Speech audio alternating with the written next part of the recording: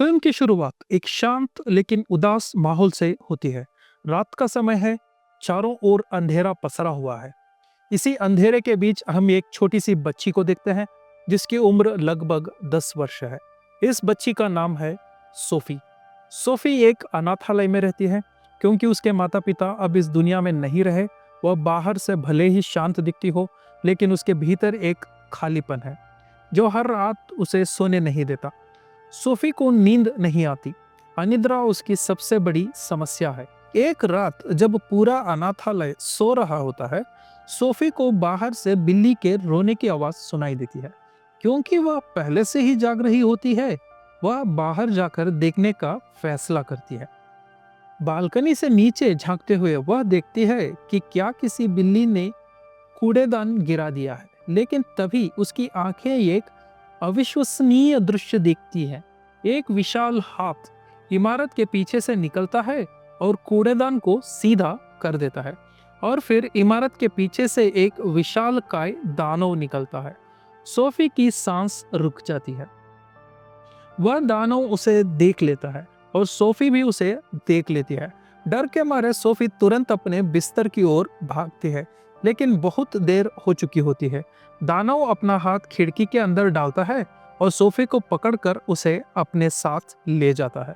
हम देखते हैं कि यह दानव इंसानों से छिपकर रहने की पूरी कोशिश करता है।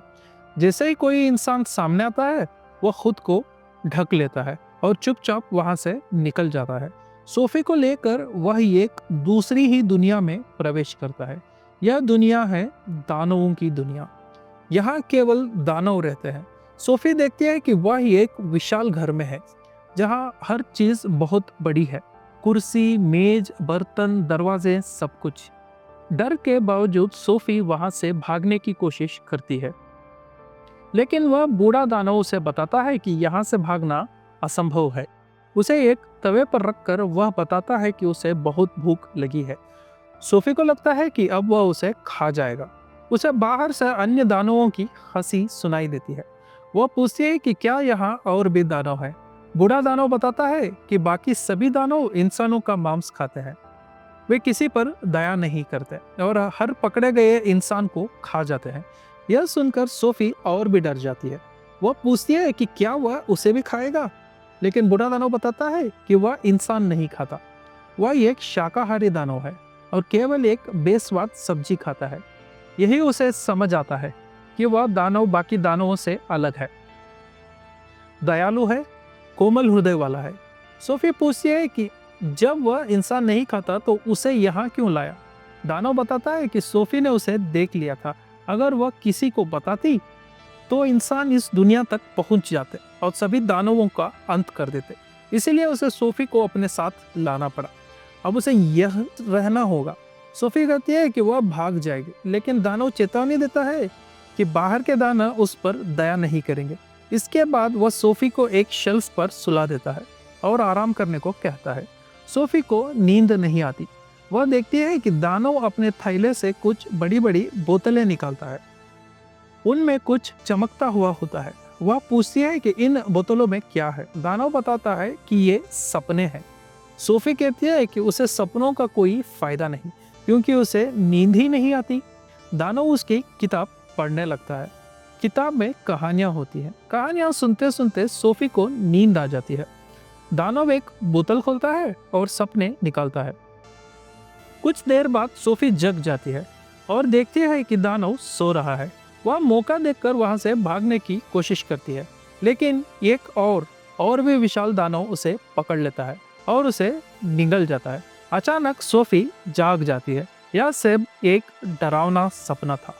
दानव बताता है कि उसने जानबूझकर ऐसा सपना दिया ताकि वो समझ सके कि बाहर जाना कितना खतरनाक है।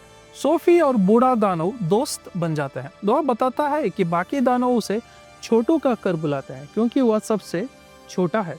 लेकिन वह खुश है क्योंकि किसी ने उसे बिग फ्रेंडली जाइंट कहा था। सोफी भी उसे यही नाम देती है। बिग फ्रेंडली जाइंट सोफी को अपने काम के बारे में बताता है। वह सपनों को पकड़ता है और बच्चों को अच्छे सपने देता है। दोनों सपनों की दुनिया में जाते हैं। वहाँ सपने पेड़ की बारिश की तरह गिरते हैं। वे अच्छे और बुरे दोनों तरह के सपने होते हैं। अब दोनों के बीच गहरी दोस्ती हो जाती है। जब वे लौटते हैं, सोफी का कंबल दानवों की दुनिया में छूट जाता है। बिग फ्रेंडली जायंट डर जाता है। वह बताता है कि पहले भी एक बच्चा उसके साथ था जिसे वह वापस नहीं भेज पाया। वह नहीं चाहता कि सोफी के साथ भी ऐसा हो। आखिरकार दानव सोफी को अनाथालय छोड़ने आता है, लेकिन सोफी कूद जाती है क्योंकि उसे भरोसा होता है कि बिग फ्रेंडली जायंट उसे बचा लेगा। वो फिर से उसके साथ दानवों की दुनिया में लौट जाती है। बाकी दानव उनका पीछा करते हैं, घर में तोड़फोड़ करते हैं। सोफी को एक तस्वीर मिलती है जिसमें एक रानी होती है। वह एक योजना बनाती है। वह चाहती है कि रानी को दानवों की सच्चाई पता चले। एक सपना बनाया जाता है जिसमें दानव बच्चों को खाते दिखते हैं। यह सपना रानी को दिया जाता है। रानी डर जाती है। अखबार में पढ़ती है कि कई बच्चे गायब हो गए हैं। तभी सोफी खिड़की पर दिखाई देती है। रानी सब समझ जाती है। वह बिग फ्रेंडली जेंट से वादा करती है कि उसे नुकसान नहीं पहुंचाएगी। सेना तैयार की जाती है। हेलीकॉप्टरों से दानवों की दुनिया में हमला होता है। बुरे दानवों को पकड़कर समुद्र के बीच एक द्वीप पर छोड़ दिया जाता है। चारों ओर पानी होने के कारण वो भाग नहीं सकते। अब वे केवल सब्जियां खाते हैं। सोफी रानी के महल में रहने लगती है और बिग फ्रेंडली जायंट अपनी दुनिया में। हर सुबह सोफी खिड़की से उसे शुभ प्रभात कहती है और वह सुन लेता है क्योंकि वह पूरे ब्रह्मांड की आवाज सुन सकता है। और यह जादुई कहानी समाप्त होती है। दोस्तों, अगर ये कहानी पसंद आई तो वीडियो को लाइक और शेयर करो, चैनल को सब्सक्राइब करो। Thank you.